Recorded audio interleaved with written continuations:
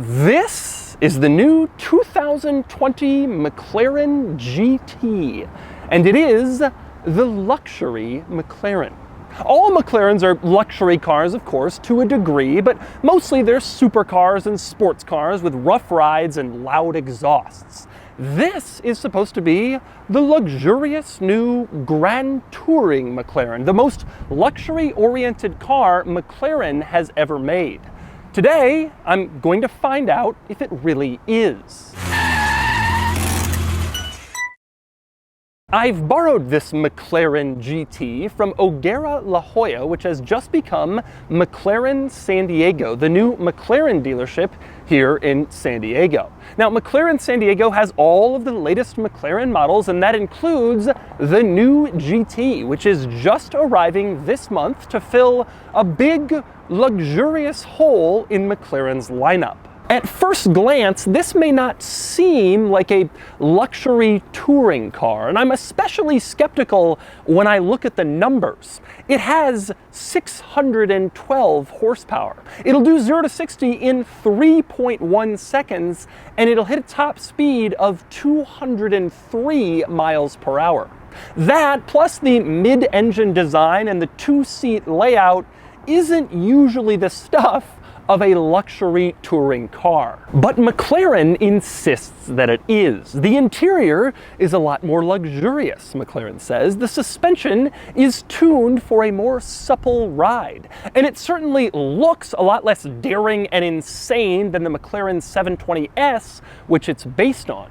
Pricing, however, is very much in supercar, exotic car territory. This thing starts around $210,000, and that's before options, which are plentiful and pricey. So today I'm going to take you on a tour of the new McLaren GT, and I'm going to show you all of the interesting quirks and features of the latest McLaren.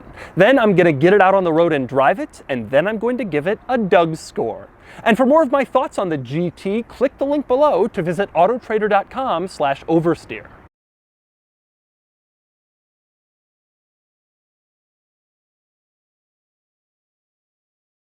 All right, I'm going to start the quirks and features of the McLaren GT with simply getting in, which isn't the most obvious thing because there's no immediate apparent door handle out here.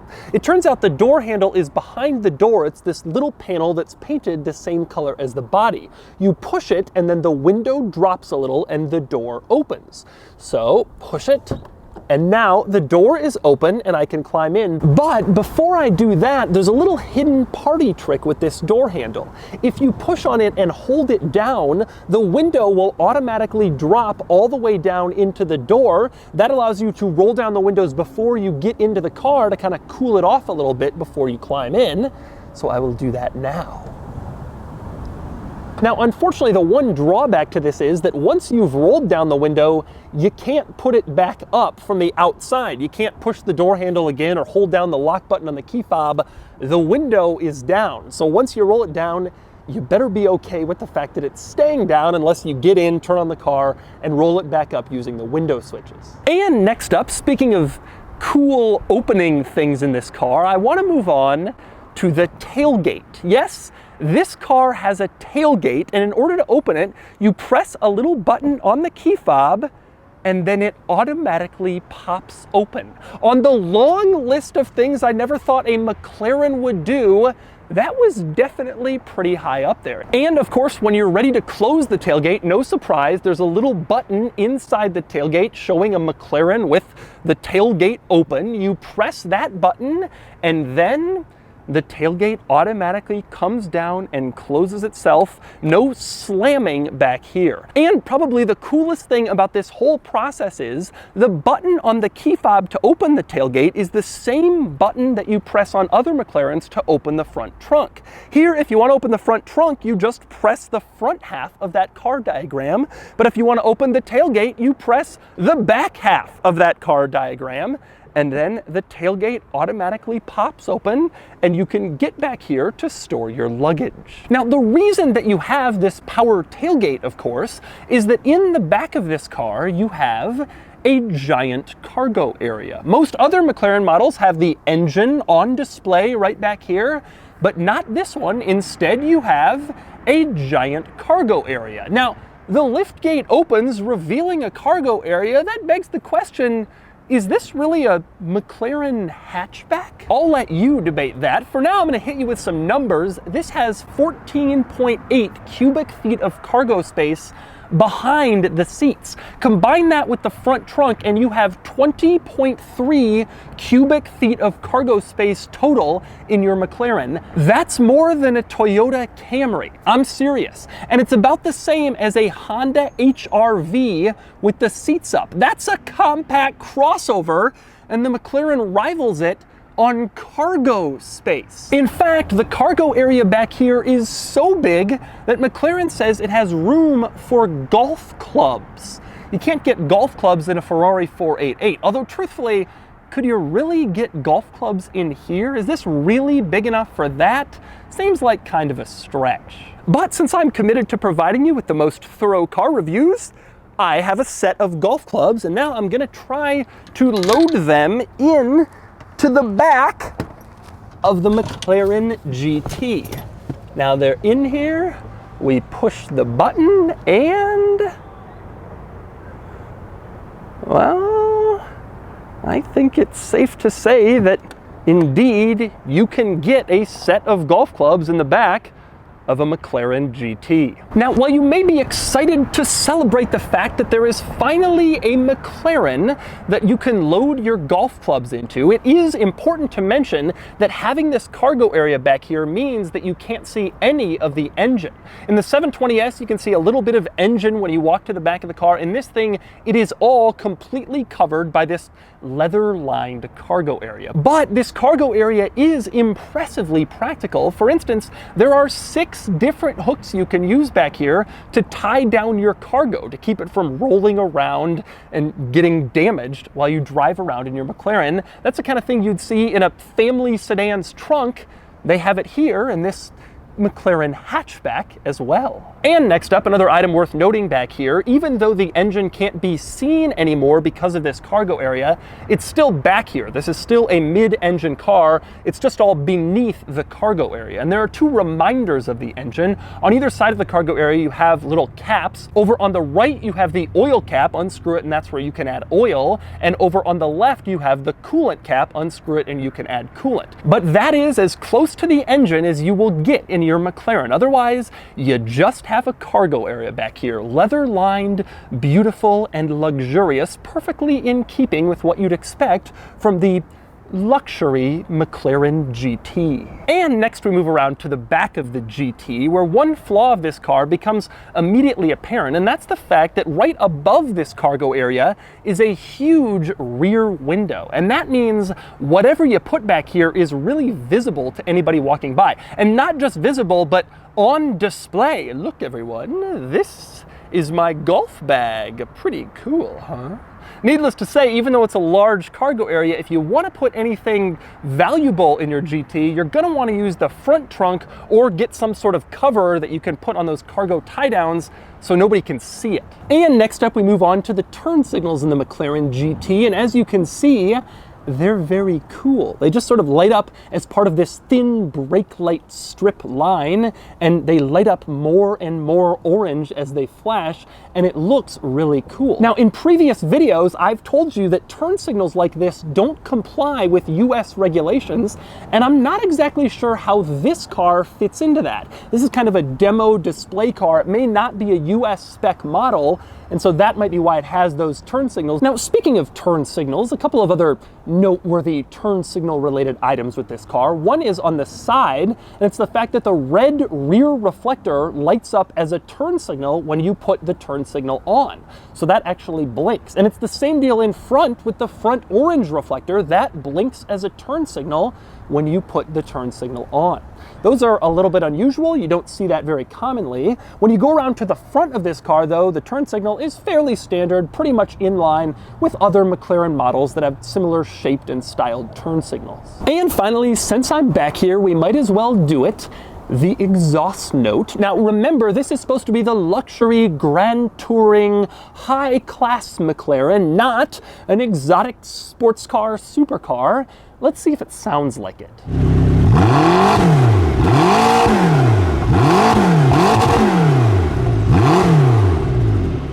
Next, we move on to the interior of the luxury McLaren, where you see a lot of the same touches in here that you saw in that cargo area, specifically leather everywhere. Just look at this interior, fully finished in leather, leather, and more leather. A huge departure from the carbon fiber and Alcantara interiors that you often see in basically every other McLaren. They use those materials to save weight, they're good for track use, but this is all about leather. Regardless of how heavy it is, it's beautiful, it's luxurious, and so it's on the luxury McLaren. Now, it's worth noting that all this leather really does transform the experience, at least from a visual perspective. It looks very, very different from every other McLaren in here. It looks very much like a luxury car, which is how McLaren is pitching it. It's amazing that just changing the materials can have that much of an effect, but this definitely doesn't look like a McLaren interior, aside from their usual infotainment system, their steering wheel, that sort of thing. But beyond all the leather, there are a couple of other luxury features in here on account of this being the luxury McLaren, and by far the most notable is the sunroof. Okay, you look up at the sunroof, you see a glass panel, pretty simple, but you can adjust its brightness. If you press a little control on the ceiling, you can have the sunroof immediately switch to letting in more light. But if you decide that's too much light, there are several different stages of brightness you can choose for the sunroof, and as you can see, it immediately switches to whatever stage you set it for. It's really, really impressive. The sunroof can just instantly change the amount of light that it lets through. Almost as impressive is the control that allows you to do this. On one side, there's a moon. On the other side, there's a sun. And then there are these little boxes in between. You push these boxes and they correspond to various different levels of brightness for the sunroof. And you can see the box lights up when you push it, and then the sunroof changes its brightness. It's all a very slick operation and very cool. If you ever get in a car and you decide the sunroof is just letting in too much heat, too much light, well, you don't need just an ugly sunroof cover in this thing, because it has magic glass. But it's not just the sunroof and the leather that make this a luxury car. How about the fact that there's extra storage in here? Most McLaren models don't have any door pocket storage because the doors open upwards and anything you had in there would just fall down. But this one does. You can see within the leather door panel, you push this little pocket, it opens and reveals a rather large storage compartment, so you have some additional storage in your McLaren beyond just the center console and whatever you can fit in your pockets. And there's even more hidden storage than that, because at the front of the seat bottom, there is a leather storage pouch. You can pull it open and then stick little items in there, again adding more storage to this interior. This car doesn't have a glove box, although it does have a center console storage area, but still adding this additional storage helps take up some of the slack for the glove box. Most McLaren owners wouldn't mind, but it's nice to have in the luxury McLaren. And here's another nice luxury touch in this interior. You have sun visors, of course. All McLaren models have those, but all McLaren models don't have sun visor mirrors, because you don't need to look at yourself when you're driving a McLaren. You already know that you're cool. But in the luxury McLaren, there are mirrors, and they fold down separately. You fold down the sun visor, and then there's a second folding item. That is the visor mirror. And you have that on the driver side and over on the passenger side, so both the driver and passenger have their own visor mirrors, so they can look at just how luxurious they are. And one more luxury car piece in this interior is the sound system. You have a Bowers & Wilkins sound system, and you can see on the door panels these beautiful speakers, aluminum, absolutely gorgeous, and surrounded by additional aluminum trim. Fantastically beautiful sound system, very luxurious, which fits this car. But despite all of the luxury additions to this car, ultimately, this is still a McLaren, and it has some usual McLaren supercar items. For example, if you look in the center console, you can see a launch button. This luxury touring car has launch control. You also have the little dials that allow you to change the drive mode, and both handling and powertrain dials have T for track mode. So you can go into track mode in this, the luxury Grand Touring McLaren. It's also worth noting that this car has butterfly doors, which isn't exactly what you'd expect from a Grand Touring luxury car, but it has them. Now that makes getting in and out a little bit more difficult than in your typical luxury car, so just kind of one more item that makes me think this is more supercar than real touring car. And by the way, in terms of opening those doors, I already showed you how from the outside, but from the inside it's pretty easy. There's just this little latch in the door panel. It's an electronic release. You pull it, the door pops open, and then you have to do the rest of the work pushing it yourself from there. And next up we move on to the infotainment system, where you'll find an interesting luxury item in here. There's an app marked Ambiance. You press it, and then it pulls up your interior lighting color choices. There are 6 different color choices, and you can see that you're allowed to choose between footwell and cockpit. You can select both, and then whatever color you choose is in both your footwell and your cockpit, or you can just choose one. For example, if you only want your footwells lit up but don't want your purple lights all over the rest of the interior, you can do that. You can also take both of them off, and then you don't have to put up with any of these ambient lighting colors. And next up, another interesting item in the infotainment system is the climate controls. You go to the climate controls, and the part where you direct where the air goes, it's not just an image of a person, but rather a person wearing a helmet. I love this little detail in all McLarens, just a tiny little piece of attention to detail that emphasizes they're paying attention to even the small stuff. I think that is a really cool touch. One other item worth noting in the climate control section of the infotainment system is the heated seats. This car has heated seats, and you can go into the climate controls and turn them on, but the problem is that the process for turning them on is quite cumbersome. You first have to push the climate button below the infotainment screen. That pops up the climate controls, and only then can you turn on the heated seats. It really should just be a simple button like in basically every other car, but given that this is probably one of McLaren's first attempts at heated seats, I guess I'll give them a pass. Now, in terms of the infotainment system, aside from that stuff, it's pretty standard. Nothing particularly unusual in here compared to other McLarens. It shares a pretty similar infotainment system, reasonably responsive. The only unusual thing is that it's positioned vertically like a smartphone and not horizontally like in most other cars, although I have noticed more and more vertical screens in the cars I've been testing, the Ford Explorer, the Subaru Outback, all new Volvos. McLaren's been doing it for longer than just about anybody. Now, next we move on from the infotainment system to the other screen in this car, and that would be in the gauge cluster. The gauge cluster is not as interesting in the GT as it is in some other McLaren models. For instance, it doesn't flip like other McLarens do. You turn on the car and it kind of flips or slides into place.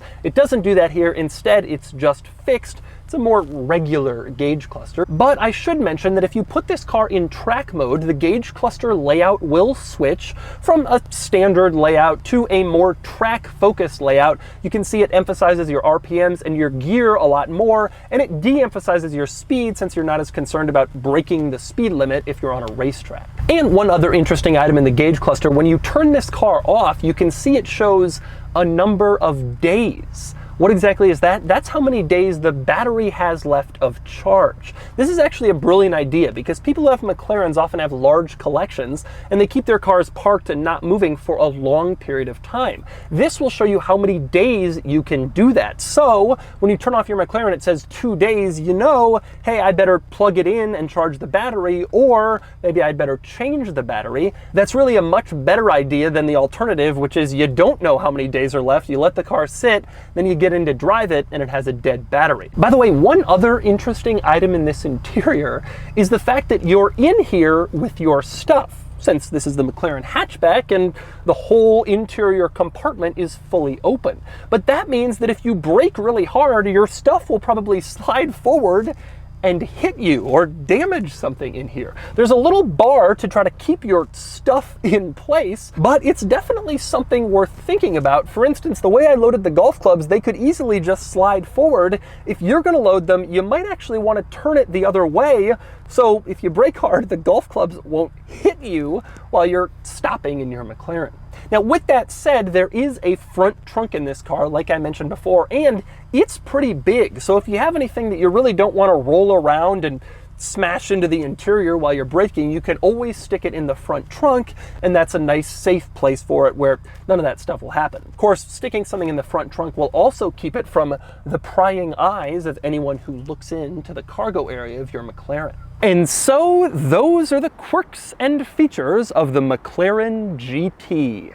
Now it's time to get it out on the road and see how it drives. All right, driving the McLaren GT.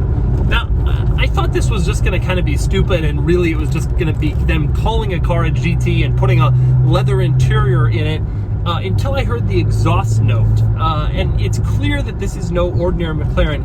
They are trying to step it down a bit with the sport and step it up a bit with the luxury, and that exhaust note is a clear indication of that. It may still have the sporty performance of most McLaren models, but clearly it's not intended to be the car that will wake up your neighbors. So, do they actually succeed, is obviously the question, at creating a vehicle that does feel like a GT car, a luxury car? And the answer is yes and no. This is not a Mercedes SL. It just isn't. It's clearly faster, more exciting, more thrilling, louder, mid-engine. It's just not a car you're gonna luxury around in and just kind of relax. And even going over bumps, like lane line bumps, you can tell it bumps. It's not, stuff is not just completely removed from the consciousness. You can hear stuff, you can feel stuff. But with that said, this is definitely a more relaxed McLaren. I'm in sport mode right now, and the exhaust is more muted than usual. The interior is more comfortable than a typical McLaren. The last couple McLarens I drove were like 600 LT, P1. Those things are just so rough and so rowdy, and the ride is just awful, and they're just a total challenge. This definitely does not feel like that. It does feel more luxurious, more relaxed. I'm wondering, does it still feel fast?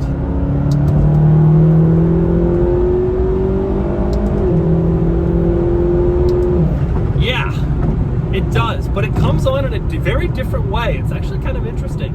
The speed is not what you get from a 720S. I'm surprised by that.